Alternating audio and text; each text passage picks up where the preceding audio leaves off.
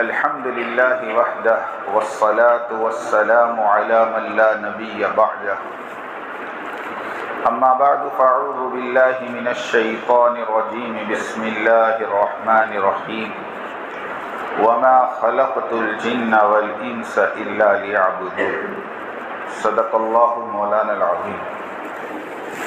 محترم بزرگوں، دوستوں، عزیزوں، سب سے پہلے معمول کے مطابق ہم سب اللہ کا شکر ادا کریں کہ اللہ پاک نے مجھے اور آپ کو اپنے گھر میں آنے کی توفیق عطا فرمائی۔ ہزاروں نہیں، لاکھوں نہیں، بلکہ یہ کہا جائے تو غلط نہیں ہوگا کہ 10 میں سے 8 آدمی اللہ کے گھر میں آنے سے محروم ہیں۔ ہم وہ خوش نصیب بندے ہیں جن کو اللہ پاک نے اپنے گھر میں بلا کر اپنے سامنے سجدہ کرنے کی توفیق دی ہے۔ یقین جانو اس سے بڑی دنیا میں اللہ کی کوئی نعمت ہے ہی نہیں۔ یہ تو میرے اور تمہارے یقین کا فساد ہے کہ دنیا کی چیز کے ملنے پر الحمدللہ اور دنیا کی چیز کے ملنے پر اللہ کا شکر اور ایک عمل کی توفیق کا مل جانا، اس کو آج تک کبھی ہم نے اللہ کی نعمت نہیں سمجھا۔ حضرت موسیٰ علیہ السلام کے زمانے میں موسیٰ علیہ السلام نے اپنی قوم کو دعوت دی، فرما برداری پر انعامات بتائے، نافرمانی پر عذاب بتایا، جیسے کہ ہر نبی کیا کرتے تھے۔ سننے جیسی بات ہے۔ مجمع میں سے ایک آدمی اٹھا اور اس نے کہا کہ موسیٰ، میری پوری زندگی تیرے رب کی نافرمانی میں گزری ہے، مگر آج تک تیرے رب کا کوئی عذاب مجھ تک نہیں آیا۔ ہماری زبان میں کہتے ہیں کہ موسیٰ علیہ السلام کی بھی بولتی بند ہو گئی، لیکن چونکہ وہ کلیم تھے، اللہ سے کلام کرتے تھے، جا کر اللہ سے پوچھا کہ اللہ تیری نافرمانی پر تو نے عذاب کی دھمکیاں دی ہے، اور تیرا ایک بندہ یوں کہہ رہا ہے کہ میں نے پوری زندگی گناہ کیے ہیں مگر آج تک کوئی عذاب نہیں آیا۔ تو اللہ رب العزت نے جواب دیا، سنو، کہ موسیٰ اس وقت زمین پر سب سے بڑے عذاب میں وہی بندہ گرفتار ہے۔ موسیٰ علیہ السلام کو تعجب ہوا کہ وہ کون سا عذاب ہے جو تو نے اپنے اس بندے پر مسلط کیا ہوا ہے۔ اللہ رب العزت کی طرف سے جواب آتا ہے کہ اے موسیٰ، میں نے اس بندے سے سجدے کی توفیق چھین لی ہے۔ سوچو، سجدے کی توفیق کا چھین جانا جب سب سے بڑا عذاب ہے، تو سجدے کی توفیق کا مل جانا بھی تو سب سے بڑی نعمت ہے۔ میں ان 5 وقتہ نمازیوں سے سوال کرتا ہوں کہ جو ماشاءاللہ اسی مسجد میں پہلی صف میں نماز پڑھتے ہیں، لیکن ایمانداری سے دل کھول کے جواب دینا کہ کبھی کسی نماز کے بعد میرے اور تمہارے دل میں یہ احساس ہوا کہ آج اللہ نے مجھ پر کتنا بڑا انعام کیا کہ آج میں فجر کی نماز میں گھر سے اٹھ کر مسجد تک آیا۔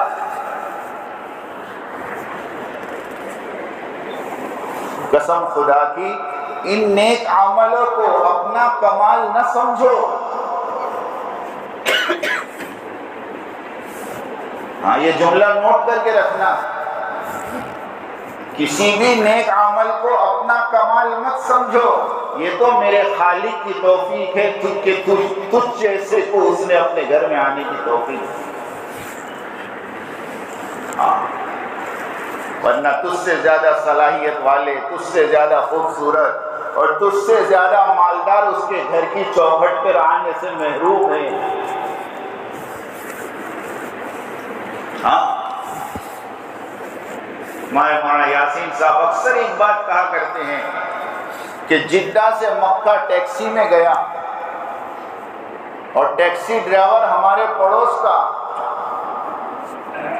اور اترتے ہوئے میں نے اس سے کہا تم بڑے خوش نصیب ہو کہ 32 سال سے تم یہاں ٹیکسی چلا رہے ہو، تم جب چاہو طواف کر لو، تم جب چاہو عمرہ کر لو، تم جب چاہو اللہ کے گھر کی زیارت کر لو۔ تو وہ ٹیکسی ڈرائیور کہنے لگا 32 سال سے یہاں ہوں لیکن کبھی میں اندر نہیں گیا، میں نے کبھی طواف نہیں کیا، میں تو کمانے آیا ہوں۔ سوچو دوستو، وہ اللہ ہے جو 32 سال مکہ کی سرزمین پر رکھ کر طواف سے محروم رکھ سکتا ہے۔ اس لیے میں اپنا بیان یہیں سے شروع کرتا ہوں کہ اللہ کا واسطہ دے کر کہتا ہوں، کبھی بھی کسی عمل کو اپنا کمال مت سمجھو۔ اگر تم نے اس عمل کو اپنا کمال سمجھا تو یاد رکھنا تم نیکی کے تکبر میں پڑو گے، اور نیکی کا تکبر اور نیکی کا گھمنڈ موت تک نہیں اترتا۔ ہاں، شراب کا نشہ تو صبح ہوتے ہوتے اتر جاتا ہے، مال کا نشہ تو زندگی میں کسی نہ کسی جھٹکے میں اتر جاتا ہے، لیکن اپنے نیک ہونے کا تکبر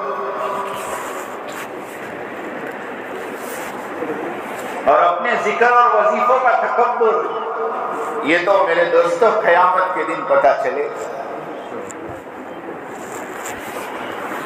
اس کا علاج صرف یہ علاج ہے کہ جب بھی کوئی عمل کی توفیق ملے فوراً اس کی نسبت اپنے اللہ کی طرف کرو۔ جو اللہ دینا جانتا ہے وہی اللہ چھیننا بھی جانتا ہے۔ جس اللہ نے تمہیں مسجد کا کھوٹا بنایا ہے، قسم خدا کی وہ اللہ تمہیں اٹھا کر ایسا پھینکنا جانتا ہے کہ مسجد کی دیوار پر اور مسجد کی سیڑھیاں چڑھنے کو ترس جاؤ۔ اس لیے سب اللہ کا شکر ادا کرے کہ اللہ نے جمعہ کے دن ہم سب کو جمع کیا ہے۔ یہ بہت بڑا امت کا امتیاز ہے۔ میں تو کہتا ہوں، میں اکثر ہمارے خطبہ کو، ہمارے مقررین کو کہتا ہوں کہ آپ بیانوں میں امت کی برائیاں بیان نہ کرو، امت کی اچھائیاں بیان کرو۔ دنیا میں کروڑوں مسجدیں آباد ہیں، لاکھوں مدارس آباد ہیں، لاکھوں خانقاہیں آباد ہیں، یہ آپ کو نظر نہیں آتا؟ شراب کے اڈے دکھتے ہیں، جوئے کے اڈے دکھتے ہیں، زناؤں کے اڈے دکھتے ہیں تم کو۔ 50 سال پہلے ہندوستان میں کتنی مساجد تھی؟ 50 سال پہلے ہندوستان میں کتنے مدارس تھے؟ 50 سال پہلے کوئی نوجوان داڑھی اور ٹوپی والا نوپاڑے میں نظر آ جا، یہ اللہ کا انعام نہیں ہے کہ آج مسجد کی پہلی صف میں زیادہ تر نوجوان ہیں؟ ورنہ ہم نے وہ زمانہ دیکھا ہے کہ صرف بوڑھے بوڑھے مسجد میں آتے تھے، بچوں کو بھگاتے تھے۔ یہ اللہ کا بہت بڑا احسان ہے اس امت پر۔ ہمارے مرحوم پروفیسر نادر علی خان صاحب رحمۃ اللہ علیہ فرماتے تھے کہ میں جماعت لے کر بھوپال میں چل رہا تھا، تہجد کی نماز کا وقت ہوا، کسی کے رونے کی آواز آئی، میری آنکھ کھل گئی، میں اپنے بستر پر بیٹھ گیا کہ مسجد میں کون رو رہا ہے؟ تو میں نے دیکھا کہ امام کے مصلی پر 22 سال کا نوجوان اللہ کے سامنے رات کو دھاڑے مار مار کے رو۔ وہی میں نے کہا کہ اس امت کو اللہ کیسے ضائع کریں گے جس کا نوجوان رات کو اٹھ کر اللہ کے سامنے روتا ہو۔ اس لیے آج امت کو اچھائیاں بتاؤ، امت کی خوبیاں بتاؤ۔ آج دنیا میں جتنے حالات ہیں، میں بھی مانتا ہوں کہ یہ ہمارے اعمال کی سزا ہے، لیکن یہ ہمارا امتحان ہے۔ مایوس ہونے کی ضرورت نہیں، نا امید ہونے کی ضرورت نہیں۔ یہ تو لوگ نبیوں کو پوچھا کرتے تھے، وَيَقُولُونَ مَتَىٰ هَٰذَا الْوَعْدُ، اللہ کا وعدہ کب پورا ہوگا؟ آج غیر سوال کر رہا ہے، کہاں ہے تمہارا اللہ؟ کہاں ہیں تمہارے بدر کے فرشتے؟ کہاں ہیں تمہاری احد اور خندق کی مددیں؟ اللہ کے نبی کہتے تھے الا ان نصر اللہ قریب، اللہ کی مدد قریب ہے اور ہر زمانے میں آئی ہے اور ہر زمانے میں، اس زمانے میں بھی آنے والی ہے۔ حالات سے متاثر نہیں ہونا کبھی، حالات تمہیں ڈرائیں گے، حالات تمہیں گھبرائیں گے، ان حالات سے متاثر نہیں ہونا۔ جو اللہ مدد کے اعتبار سے بدر میں تھے، احد میں تھے، خندق میں تھے، فتح مکہ میں تھے، قسم خدا کی اللہ وہی طاقت کے ساتھ آج بھی ہے۔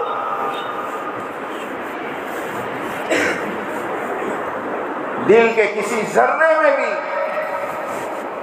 اور دل کے کسی کونے میں بھی یہ خیال نہ آنے پائے کہ اللہ کمزور ہے، اب کچھ نہیں ہو سکتا، ساری حکومتیں ان کے پاس، ساری طاقتیں ان کے پاس، سارے ہتھیار ان کے پاس، ساری عدالتیں ان کے پاس۔ ارے میرے دوستو، قرآن 1400 سال پہلے کہہ رہا قُلْ إِنَّ الْأَمْرَ كُلُّهُ لِلَّهِ، اے نبی کہہ دیجئے زمین پر امر تو اللہ ہی کا چلتا ہے، زمین پر حکومت تو اللہ ہی کی چلتی ہے، یہ زمین اور آسمان کا پیدا کرنے والا اللہ ہے، یہ پوری دنیا اس کے حکم کے تابع۔ اذا اراد شيئا ان يقول له كن فيكون، کہ جب وہ کسی چیز کا ارادہ کرتے ہیں تو وہ کہتے ہو جا، ہو گئی، لیکن اس کے کہنے کا ایک وقت ہے، اس کے کہنے کا ایک وقت ہے۔ اب لوگ دوسرا سوال کرتے ہم سے کہ عجیب بات تو تمہاری برابر ہے، مگر کب؟ 1.5 مہینہ ہو گیا، ہزاروں معصوم بچے شہید ہو گئے، ہزاروں نوجوان شہید ہو گئے، کب؟ یہ سوال آتا ہے دلوں میں، لیکن اللہ کے نبی کہتے تھے وہ وقت اللہ کی علم میں ہے، لیکن آئے گا ضرور۔ اس کے لیے 2 کام کرنے پڑیں گے، ایک تو پوری دنیا کے مسلمانوں کو اللہ کے سامنے توبہ کرنی پڑے گی۔ اللہ کے نبی فرما رہے التائب من الذنب کمن لا ذنب لہ، کہ گناہوں سے توبہ کرنے والا ایسا ہے جیسے کہ گناہ کیا ہی نہیں۔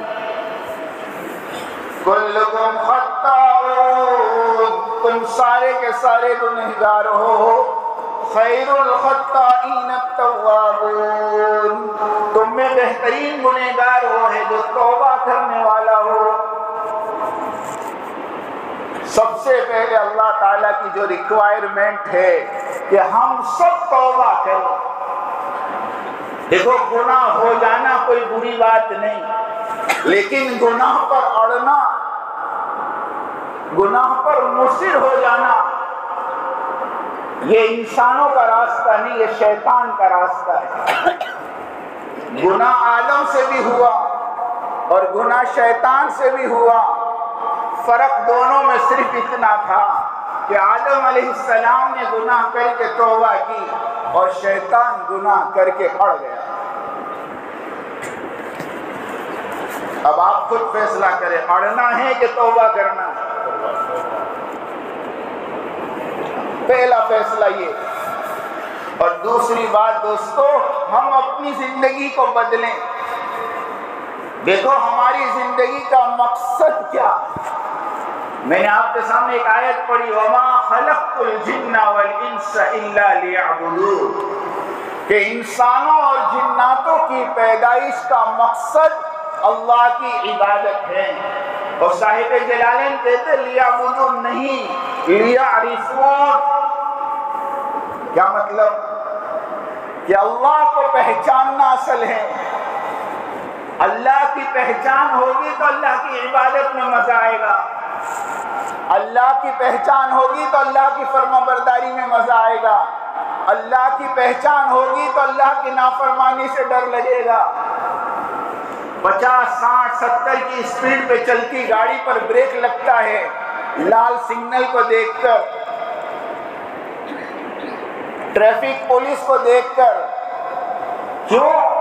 کہ اس لال لائٹ کے پیچھے کی طاقت کو یہ جانتا ہے، اس کیمرے کی طاقت کو یہ جانتا ہے. وہ کھڑے ہوئے ٹریفک پولیس والے کی طاقت کو جانتا ہے کہ اس کے ایک ہاتھ پر اس کی ساری گاڑیوں کو بریک لگتا ہے. تعجب کی بات ہے، تم دنیا کی مخلوق کی طاقت کو تو پہچانتے ہو مگر اللہ کی طاقت کو نہیں پہچانتے.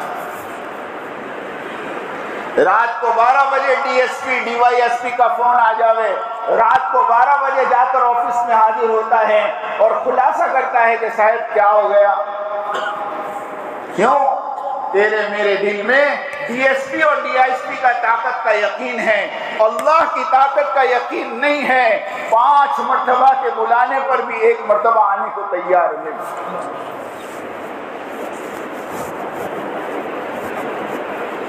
کتنی بڑی نافرمانی ہے، آپ خود سوچیں. یہ اللہ کی طاقت کو نہ پہچاننا ہے دوستو. اور اللہ کا حق ہے مجھ پر بھی آپ پر بھی. سن لو میری بات کان کھول کے. اللہ کا حق ہے مجھ پر بھی اور آپ پر بھی کہ اللہ جیسے ہیں ویسے ان کی طاقت کا یقین دلوں میں پیدا کرو. وہ کیسی قدرت والے، وہ کیسی طاقت والے، وہ کیسی بڑائی والے، وہ کیسی عظمت والے کہ قرآن کہتا ہے وَلَوْ أَنَّمَا فِي الْأَرْضِ مِنْ شَجَرَةٍ أَقْلَامٍ، کہ جتنے درخت ہیں سب کی قلم بنا دو. وَالْبَحْرُ يَمُدُّهُ مِنْ بَعْدِهِ 7 أَبْحُرٍ، جتنے سمندر ہیں اس کا 7 گنا پانی جمع کر کے اس کی سیاہی بنا دو. اور ان قلموں سے اور ان سیاہی سے اللہ کی بڑائی لکھنا شروع کرو. میرے اللہ کا 16ویں پارے میں فیصلہ ہے مَا نَفِدَتْ كَلِمَاتُ اللَّهِ، تو اللہ کی بڑائی نہیں لکھ سکتا. تو سوچتے سوچتے جس حد پر پہنچے گا قسم خدا کی اللہ کی بڑائی وہاں سے شروع ہوگی. اللہ اتنے بڑے ہیں، ایسی قدرت والے ہیں، ایسی طاقت والے ہیں. الحمدللہ دعوت و تبلیغ کی برکت سے، مدارس کی برکت سے، اللہ والوں کی صحبتوں کی برکت سے ایک رخ ایمان کا صحیح ہوا ہے، ایک رخ میں تو ابھی بھی گڑبڑ ہے. آپ کہو گے کیا کہہ رہا ہوں؟ میں آپ کو سمجھا دوں 10 منٹ میں. ایک رخ ایمان کا یہ ہے سننا کہ دنیا کی ساری چیزیں اللہ کی محتاج ہے. ارے ہے کہ نہیں؟ یہ تو ہم سب کا یقین صحیح ہے کہ بھینس کا دودھ دینے میں اللہ کی محتاج ہے اور انڈا دینے میں مرغی اللہ کی محتاج ہے، شہد دینے میں مکھی اللہ کی محتاج ہے. لیکن میرے دوستو ابھی تک یہ یقین نہیں بنا کہ خدا کی قسم ان تمام چیزوں کے دینے میں خدا ان کا محتاج نہیں، خدا ان کا محتاج نہیں. کہ بھینس تو دودھ کے دینے میں اللہ کی محتاج ہے، لیکن اللہ کی قسم اللہ دودھ کے دینے میں بھینسوں کا محتاج نہیں. اللہ انڈے کے دینے میں مرغی کا محتاج نہیں. اللہ شہد کے دینے میں مکھیوں کا محتاج نہیں. موسیٰ علیہ السلام جس دن پیدا ہوئے اسی دن ایک اور بچہ پیدا ہوا جس کا نام بھی موسیٰ تھا، لیکن یہ موسیٰ بن عمران تھے، وہ موسیٰ بن ظفر، وہ ظفر کے لڑکا اور یہ عمران کا لڑکا. فرعون کے کارندے بچوں کو قتل کرنے کے لیے ڈھونڈ رہے ہیں ملک میں۔ موسیٰ علیہ السلام کی ماں نے تو موسیٰ علیہ السلام کو صندوق میں ڈال کر دریائے نیل میں چھوڑا اللہ کے حکم سے، لیکن موسیٰ بن ظفر کی ماں نے موسیٰ کو لے جا کر غار میں چھوڑا۔ کہتے اس غار کے اندر اللہ نے جبرائیل کو بھیجا اس بچے کی پرورش کے لیے، اور جبرائیل نے ایک انگوٹھا اس بچے کا انگوٹھا منہ میں دیا، قسم خدا کی اس میں سے دودھ نکلا، اور دوسرا انگوٹھا منہ میں دیا، اس انگوٹھے سے شہد نکلا۔ ارے میرا اللہ دودھ کے دینے میں نہ بھینسوں کا محتاج ہے نہ ماں کی چھاتیوں کا محتاج ہے، وہ اللہ دودھ دینے پر آوے تو بچے کے انگوٹھے سے دودھ نکال سکے۔ ابھی تک ہم نے پہچانا ہی نہیں۔ اللہ کا صرف ایک امر اس وقت کافی ہے پوری دنیا کو بدل دینے کے لیے، اور پوری دنیا کے مسلمانوں کی ذلتوں کو عزت میں بدلنے کے لیے صرف ایک امر کافی ہے، ایک امر۔ سن لو، وہ اللہ محتاج نہیں، وہ اللہ عاجز نہیں، اس کا ایک امر کافی ہے پوری دنیا کے حالات کو بدلنے میں، اور عنقریب وہ دن تم دیکھو گے۔ بہت زیادہ انتظار کی بات نہیں، بس چند سالوں میں آپ پوری دنیا کا نقشہ پلٹتا ہوا دیکھو گے۔ ہاں، دل میں کبھی یہ بات نہیں لانا کہ ان کے پاس حکومت ہے اب ہمارا کچھ نہیں۔ ارے حکومت کے دینے والے بھی اللہ اور حکومت کے چھیننے والے بھی اللہ۔ ان آنکھوں نے، ہماری آنکھوں نے دیکھا ہے 1997 کے اندر رات کو سویا تھا، ملک کا پرائم منسٹر تھا، اور صبح میں اٹھا تو جیلوں کی سلاخوں کے پیچھے تھا۔ ہم نے دیکھا ہے ملکوں کے حالات۔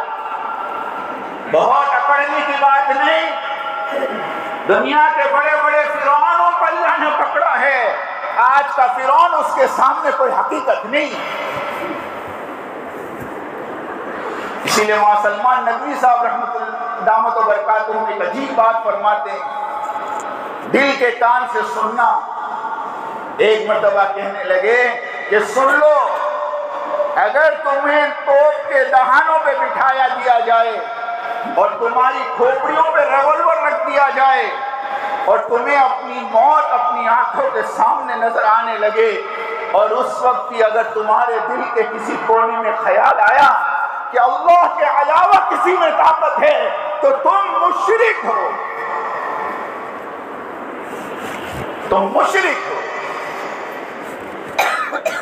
نہیں دوستو، یہ دل اللہ کا ہے، اس کے رہنے کی جگہ اللہ کے رہنے کی جگہ ہے، اس کو گندگیوں سے ناپاک مت کرو۔